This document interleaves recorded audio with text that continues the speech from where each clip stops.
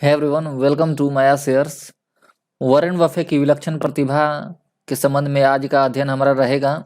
तो चलिए वीडियो को शुरू करते हैं और देखते हैं वॉरेन बफे के विलक्षण प्रतिभा। और इस ऑडियो बुक या के माध्यम से हम लोग वॉरेन बफे के निवेश के रहस्य को सीखने जा रहे हैं। तो चलिए वीडियो को शुरू करते हैं। वित्तीय निवेश के क्षेत्र में वॉरेन बफे की विलक्षण सफलता का रहस्य क्या है, यह प्रश्न मुझसे अक्सर पूछा जाता है। इस प्रार्थना में मैंने इसी प्रश्न का उत्तर देने की चेष्टा की है। 60 के दशक के उत्तरार्ध में जब मैं यूनिवर्सिटी ऑफ शिकागो में एमबीए की पढ़ाई कर रहा था, तब मुझे वहां वित्त विज्ञान के एक नए सिद्धांत का अध्ययन करने का अवसर प्राप्त हुआ, जो कुछ वर्ष पूर्व अधिकतर उसी विश्वविद्यालय के शोधकर्ताओं द्वारा विकसित किया गया था। दक्ष बाजार की अवधारणा शिकागो मत का एक अति महत्वपूर्ण अंग थी। इस अवधारणा के अनुसार लाखों बुद्धिमान, अभिप्रेरित, निष्पक्ष व जागरूक निवेशकों के संयुक्त प्रयास से बाजार में किसी भी शेयर अथवा अन्य वस्तु जिसका कारोबार होता हो की कीमतों में उससे संबंधित तत्कालिक सूचना अथवा समाचार का समावेश तुरंत हो जाता है, जिससे कि वह शेयर अथवा वस्तु निवेशकों को उनके निवेश पर बिल्कुल सटीक परिणाम अथवा लाभ या हानि देती है। इस प्रक्रिया में निवेशक के उसके निवेश में उठाए गए जोखिम का समावेश उसको मिल रहे लाभ अथवा हानि में स्वतः ही हो जाता है। इसके फलस्वरूप बाजार में कभी भी दाम इतने कम या ज़्यादा नहीं होते हैं कि उनके कारण बहुत अधिक लाभ अथवा हानि उठाई जाए, और इस कारण से किसी भी निवेशक को बाजार में नियमित रूप से लाभ कमाने के अवसर नहीं मिलते। इस अवधारणा से शिकागो मत सर्वाधिक प्रसिद्ध सूत्र अद्वित है, और वह है बाजार को कभी हराया नहीं जा सकता। दक्ष बाजार की अवधारणा ही इस प्रसिद्ध उक्ति का बौद्धिक आधार है, और इसके समर्थन में कई आंकड़े भी उपलब्ध हैं, जिनसे यह साफ हो जाता है कि अधिकतर निवेशक बाजार से लाभ नहीं कमा पाते, या सरल शब्दों में अधिकतर निवेशक बाजार को नहीं हरा पाते। यह प्रकरण बाजार की अजेयता का एक सशक्त प्रमाण है। ऐसा भी नहीं है कि सभी बाजार से हार जाते हैं। समय समय पर ऐसा भी होता है कि कोई निवेशक बाजार के औसत से अधिक लाभ कमा लेता है। बाजार की दक्षता इतनी भारी शक्ति भी नहीं है कि निवेशक को मिलने वाला लाभ बाजार के औसत से भिन्न न हो पाए। कहने का अर्थ बस यह है कि कोई भी निवेशक बहुत अधिक समय तक बाजार के औसत से बहुत अधिक लाभ नहीं कमा सकता। बहुत अधिक लाभ कमाने वाले निवेशकों तथा उनके कमाए गए लाभ को अनियमित तथा क्षणिक घटना मानकर अनदेखा कर दिया जाता है। जब मैं बड़ा हो गया था, तब हमारे समय में एक कहावत थी, अगर एक कमरे में बहुत सारे बंदरों को बंद कर दिया जाए तो उनमें से कोई न कोई अंतोगत्वा बाइबिल लिख डालेगा। कहने का तात्पर्य यह है कि अचानक या अनियमित रूप से तो कुछ भी घटित हो सकता है। यद्यपि जैसा कि मेरी माँ कहा करती थी, अपवादों से ही सिद्धांत सिद्ध होता है, अर्थात किसी भी नियम अथवा सिद्धांत के जितने कम अपवाद होंगे उतनी ही उस सिद्धांत की मूलभूत सत्यता सिद्ध हो जाएगी। प्रतिदिन करोड़ों व्यावसायिक अथवा अव्यावसायिक निवेशक अपने किए गए निवेश के परिणामों द्वारा इस सिद्धांत को सत्य सिद्ध करते हैं कि बाजार को हराया नहीं जा सकता। परंतु इसी बाजार में हमने वॉरेन बफे तथा कुछ अन्य प्रसिद्ध निवेशक जैसे कि Wayne Graham, Peter Lynch, Stan Druckenmiller, George Soros एवं जूलियन रॉबर्टसन भी दिखाई पड़ते हैं, जिनके द्वारा बाजार में किए गए निवेशों के परिणाम शिकागो मत के इस सिद्धांत की धज्जियां उड़ाते दिखाई पड़ते हैं। संक्षेप में, इन महान निवेशकों ने बाजार में अपने किए गए निवेश से इतने अधिक समय तक मुनाफा कमाया कि दक्ष बाजार के सिद्धांत के प्रणेताओं को अपने सिद्धांत की सत्यता पर ही शंका होने लगे। इन महान निवेशकों की उपलब्धियां बताती हैं कि बाजार को संयोग से नहीं बल्कि अपनी कौशल से भी हराया जा सकता है। उपयुक्त सभी उदाहरणों में वॉरेन बफे का उदाहरण ऐसा है जिस पर कोई विवाद भी नहीं किया जा सकता।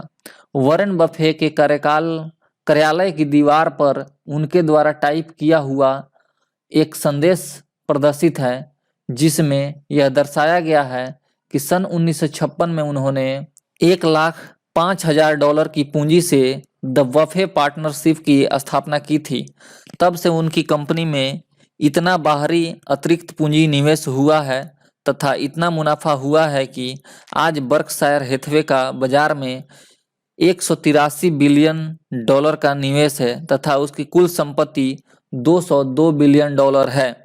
पिछले कई सालों से बफे बाजार को पछाड़ते आ रहे हैं। आज वह अमेरिका के दूसरे सबसे अमीर व्यक्ति हैं। फोर्ब्स की सूची में अमेरिका के दूसरे सबसे धनी व्यक्ति होने की उनकी उपलब्धि का स्रोत उनकी पैतृक संपत्ति अथवा उनके द्वारा की गई कोई नई प्रौद्योगिकी खोज नहीं है, बल्कि शेयर बाजार में किए गए उनके कठिन परिश्रम व निवेश कौशल का परिणाम है।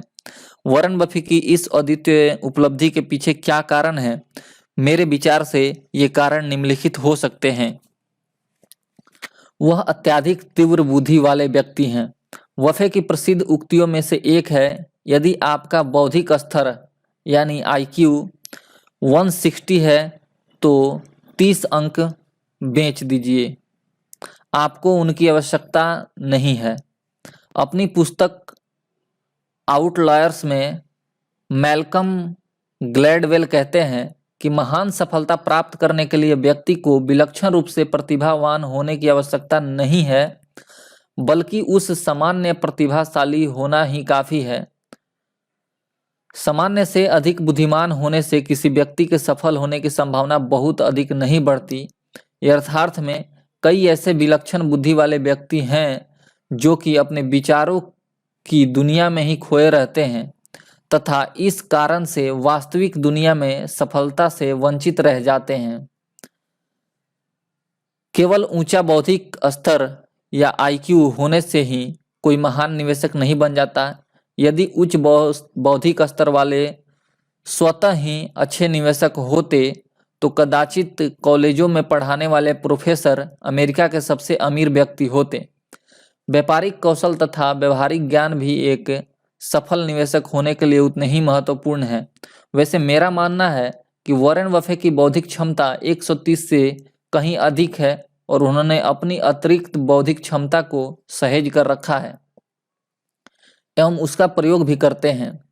उनके किसी प्रश्न के मूल में तुरंत ही पहुंच जाने की क्षमता, ठोस निष्कर्ष पर पहुंचने की क्षमता तथा प्रारंभ में विपरीत परिणामों के बावजूद भी उस निष्कर्ष पर कायम रहने की क्षमता, यह सभी उन सफलता की कुंजियां हैं उनकी। संक्षेप में कहा जाए तो उनकी विश्लेषणात्मक क्षमता अद्वितीय है।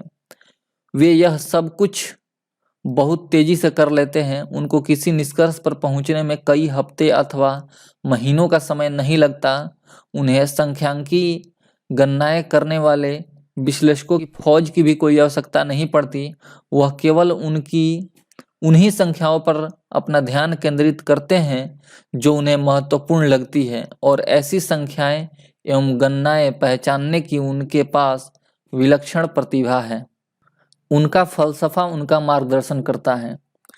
कई निवेशकों को लगता है कि निवेश के क्षेत्र में सब कुछ जानते हैं अथवा वे दिखाते हैं कि वे सब कुछ जानते हैं।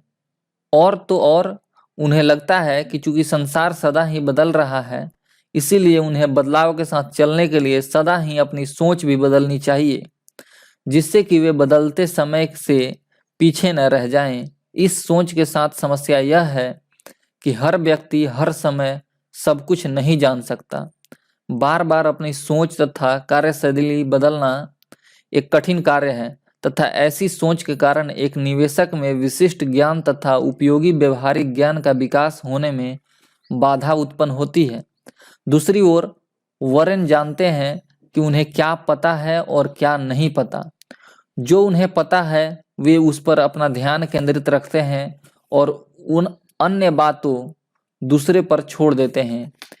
यह एक अति आवश्यक गुण है। जैसा कि मार्क ट्वेन ने कहा, जो आप नहीं जानते उसके कारण आप मुसीबत में नहीं फंसते, बल्कि जो आप जानते हैं कि ऐसा ही है वही आपको संकट में डालता है। वॉरेन उन्हीं औद्योगिक क्षेत्र में निवेश करते हैं जिन्हें वे जानते व समझते हैं तथा जिनके प्रति वे आश्वस्त महसूस करते हैं। उनका ध्यान बहुत ही साधारण उद्योगों पर रहता है और वे बाजार में अत्यधिक कोलाहल मचाने वाले भड़कीली कंपनियों, उदाहरण के लिए उच्च तकनीकी क्षेत्र की कंपनियों से दूर रहना पसंद करते हैं, जो उन्हें समझ में नहीं आता अथवा जो उनके फलसफे में नहीं समाता। उसमें हाथ न डालने के लिए वे प्रसिद्ध हैं। वे इस बात को स्वीकार करने के लिए सदा तत्पर रहते हैं कि वे सर्वज्ञ नहीं हैं तथा जो कंपनी अथवा क्षेत्र उनकी समझ से बाहर है, संभव है कि किसी और को उसकी अच्छी जानकारी हो जो उसमें उससे बहुत पैसे कमा ले, जबकि वह वरन देखते रह जाएं। उन्हें इस बात की बिल्कुल भी चिंता नहीं रहती और यह गुण अधिकतर व्यक्तियों में नहीं होता है। वह परिस्थिति के अनुसार अपनी सोच बदलने की क्षमता रखते हैं। जीवन में एक मार्गदर्शक फलसफा होने का अर्थ यह नहीं कि समय के अनुसार उसमें कुछ बदलाव न हो सके। कई बार परिस्थितियों के अनुसार अपने आप को बदलना पड़ता है। ऐसे भी हो सकता है कि कोई पहले से बेहतर फलसफा मिल जाए। कब अपने आप को बदलना है और कब अपनी विचारधारा पर दृढ़तापूर्वक खड़े रहना है, यह ज्ञान होना आवश्यक है। अपने करियर के आरंभ में वॉरेन ने अपने महान शिक्षक वेन ग्राहम के सिद्धांतों को अपनाया। इसे गूढ़ मूल्यांकन का सिद्धांत कहते हैं, डीप वैल्यू। इस सिद्धांत के अनुसार जब कोई अच्छी कंपनी बुरे दौर से गुजर रही हो तथा उसका मूल्यांकन उसकी कुल नकदी से कम हो, तब उसके शेयर खरीदने चाहिए। कभी कभी इस सिद्धांत के निंदक इसे बुझी हुई सिगरेट उठाना भी कहते हैं, पर कुछ समय बाद अपने साझेदार चार्ली मंगर के कहने पर बफे ने अपना ध्यान ऐसी कंपनियों में निवेश करने में लगाना आरंभ किया जो अपने औद्योगिक क्षेत्र में सफल हों, जिनके पास पर्याप्त मात्रा में मुद्रा के भंडार हों, उनका प्रबंधन प्रतिभाशाली व्यक्तियों के हाथ में हो तथा बाजार में उनके शेयर उचित दाम, न कि सस्ते दाम पर उपलब्ध हो। वॉरेन सदा ही ऐसी कंपनियों में निवेश से बचते रहे थे जिनके कारोबार में अत्यधिक पूंजी निवेश की आवश्यकता पड़ती हो, परंतु अपनी इस सोच को बदलते हुए उन्होंने वर्लिंगटन नॉर्दर्न सॉल्टा फे रेलवे में निवेश किया था, जिससे कि वे 2008 के आर्थिक संकट से उभरती हुई उस कंपनी के कम दाम पर उपलब्ध शेयरों तथा रेल परिवहन की बढ़ती हुई मांग का लाभ उठा सकें। जीवन का कोई भी फलसफा कठोर व अपरिवर्तनीय नहीं बल्कि मार्गदर्शक की तरह होना चाहिए। निवेश की दुनिया में अन्य गुणों की तरह इस गुण में निपुण होना भी काफी कठिन कार्य है।